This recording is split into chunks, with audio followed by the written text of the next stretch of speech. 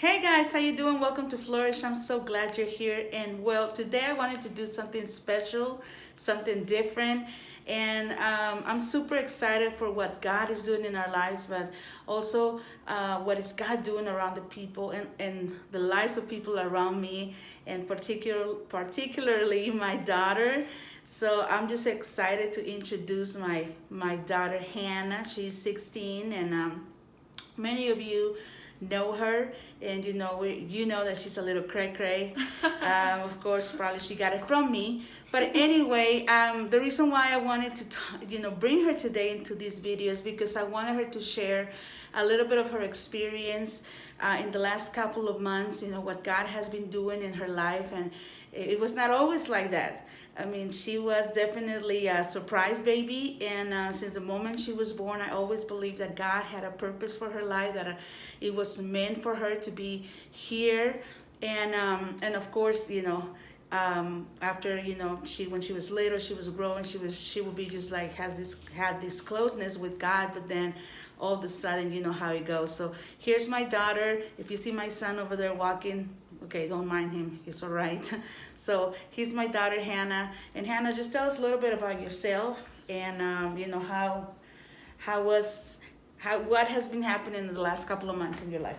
Well, I'm Hannah. Hi. uh, me as myself, I'm a very busy person. That's what I like to say. I'm trying really hard with school and regular things that any teenager would have to go through. Me in ministry, I have actually experienced a lot of growth because I have been doing things that I never did as a kid, never did when I was younger, or even in my teenage years that started. So recently I've been wanting to do things like go on the worship team, or reach out to people, help them, and honestly the closeness that I've been having to God, and talking to people about God has just been very, very big, very fast, very emotional as well, but it changed me as a person, and I'm very glad that I've been able to be changed. Yeah, I think that she went a little too fast. I was kind of hoping that she will tell us a little more before and after, because this is kind of like a new experience. But just let me tell you about where we were standing last year, and I hope that you don't mind me sharing these things. But Hannah she's a lovely girl. She has a nice heart, a heart to serve others, to give to others, and I think that's amazing. But one of the things that she suffered a lot was from depression and anxiety, and due to things that happened in her life and the way she grew up, and she was bullied as a little girl, and so that created on her a lot of insecurities, and that was projected in her relationship with friends and stuff like that. So, and plus she had a crazy mama and overprotective, overbearing, so of course that messed her out completely, and now she's gonna have to need therapy forever and ever. But the thing is that she really was kind of like stepping away from God, and she was just not really connected, and I just want her to share with us how was that for her when she felt like she was not connected to God. Just to let me tell you where we were standing. I got a call one day from the psychiatrist from the school, and she was saying, this is Hannah's mom, and I'm like, yeah, and I'm like, oh, what did she do now? and then the psychologist said something like, I really, I wanted to touch bases with you because I'm concerned about your daughter. I've been seeing her for the last 3-4 months, and she has been expressing, suicidal thoughts. So I'm just concerned, and I think that you should take her to therapy and, talk to somebody. So for me as a mom, of course, you don't want to hear that, right? You don't want to receive that call that says, hey, your daughter is not doing well. She feels like she wants to take her life. So anyway, can you tell us more about that? Yeah, so as soon as I entered high school, it was a very depressing year for me. I always felt like a spectator in school. I was never part of anything. My confidence level was always very down. Of course, I was insecure, and I didn't have any friends. And first year, the second year, not good friends to really be around. I was never really around anybody who would bring me up, and I was always down as a person. I never felt the point to live anymore. I felt very empty, and I just didn't want to keep going, and because I was so depressed about it the whole time, I would just be crying and I would just be emotional because I hated my life to where it was and I didn't want to keep going. So yeah, that's where she was, and there he goes, Alan. That's my son. He's special needs, so if you don't know him, he's an awesome kid, but he likes to walk around. And so anyway, tell us a little more about what happened in your life, which is a few months ago, because this new change has been happening. In the last couple of months. What is it that happened? Because she grew up hearing about God, and we were like a family that used go to church mostly every Sundays. And so what happened that was different a couple of months ago? Well, for you to understand what actually is happening and why it's such a big change, let me take you back a little bit. Let me take you back to my childhood. Let me take you back to years before that. So before that, I was that person that I did not like worship at all. The songs, I was just like bored of them because they were played so much, and I was just like, oh my gosh, I could not stand it. I would never sing it. True, I would sing it, but you know how so many of us just go through the motions and we do it without any sentiment. That was me for most of my life, like all of my life until recently. And I was that girl that, yes, I knew about God, yes, I mean, all the basics that every person who's been exposed to religion since they were a little kid knew. And I do believe that when I was a little girl, I had more connection to God when I was maybe 5. But then again, as the years started happening and like hard things started happening to me, I grew apart from God and I didn't believe at all. And I was extremely consumed by the enemy at that time, and I couldn't even bring myself up to rise, to grow, and nevertheless help another person to rise. So so recently, it was just a few months ago, I went to this youth camp at my church, and I was that person that you could never make me worship. You could never, out of my own will, make me listen to worship songs. If I listened to them, it's because my parents would put them, not because I did. And so I went to camp, and honestly, I felt like a very big connection with God, something that didn't happen overnight, of course, because I started changing along the way. But after those 3 days, my heart just like changed completely, my view. I would say that my heart opened up. So right after camp, actually during camp, for the first time, I felt what it was like to worship. Like, I actually worshiped instead of just going through the motions with my heart, with my soul. I didn't want to stop singing, even though I lost my voice because I sang so much and just a lot. But that's when I experienced actual worship. And after that, my heart just opened to God, and I started realizing, wait, this is God. This is not what I've known for the past years. And the enemy, my insecurities just started going down, and I've been changing a lot. Well, I think that for Hannah, where she was, I mean, my daughter, like I said, she's amazing, but, I'm the parent, so I am the one who lives with her every day, and I see her, and I start noticing, little changes here and little changes there. And I was just like, okay, when it had nothing to do with me. The only thing I did was to really pray and say, okay, God, this is my daughter. I know she's hurt. I know she's broken in some areas of her life, and I know that I have no power to do anything, but I know that you do have the power. So so I'm gonna place her in the palm of your hands. Take her, and I ask you that you will touch her heart, that your voice will speak louder to her life than any other voice, because it was a constant battle every single day. I'm not beautiful, I'm not good enough, I'm too tall, I'm too fat, I'm too big, nobody likes me. And going through all these things, it was very difficult as a mom to see her go through that. And all of a sudden, her conversation started to change, and all of a sudden, she was started saying, positive things about herself. She started carrying herself in a different way. And I really think that a lot had to do with what God was doing in the inside and showing her that she was valuable, that she was important for him.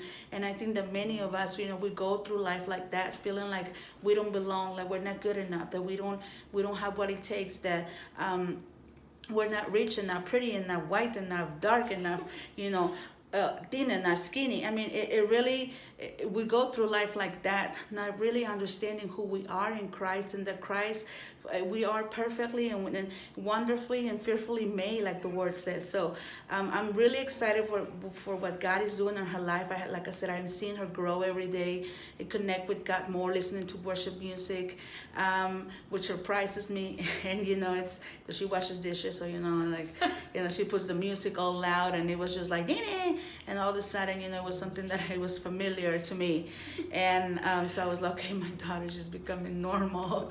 No, I mean, just crazy like me. That's what I meant.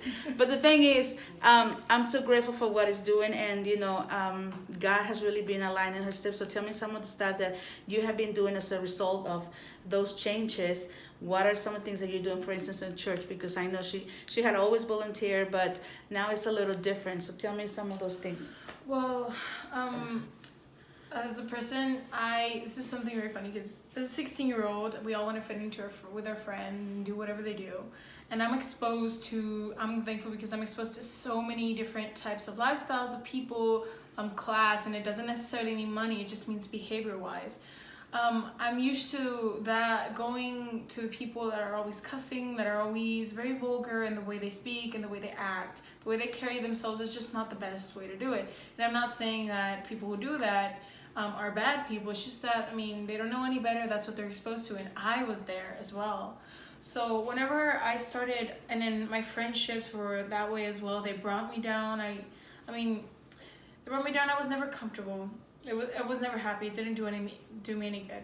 When I started going and hanging out more with the kids from church, with people who would bring me up and go to see different classes, see what people do, I started acting differently. I started acting better. I would no longer feel comfortable with cussing, something that I used to do so much, and it was like, I sounded pretty bad, and whenever my mom would tell me that it sounds bad, I wouldn't believe her. I would be like, whatever, and just like cuss some more. But after when I started changing the way I wasn't comfortable with cussing anymore. I wasn't comfortable with the friends I used to hang out with, and I mean, sometimes I just would have to drop some friendships that are gonna bring me down, but I'm gaining so many new friendships that'll bring me up, and at the same time, I bring them up. In church, in my youth group, I love to host, and I do whatever I can with setup and helping them. I also really want to join the worship team because I feel like my voice and singing has a call, and I'm pretty sure that's it, other than any music. That's pretty cool because, you know, you, like I say, you know, I see my daughter grow, and I mean, this is the beginning of the journey. I know God is, you know, she's still under construction, so I'm like 42 and I'm still under construction. So this is like something that is on the continuum, but I'm grateful for what God is doing, and I really wanted her to share her story because for like many of you, you know, you might not be 16, you might be 40, you might be 35, 25.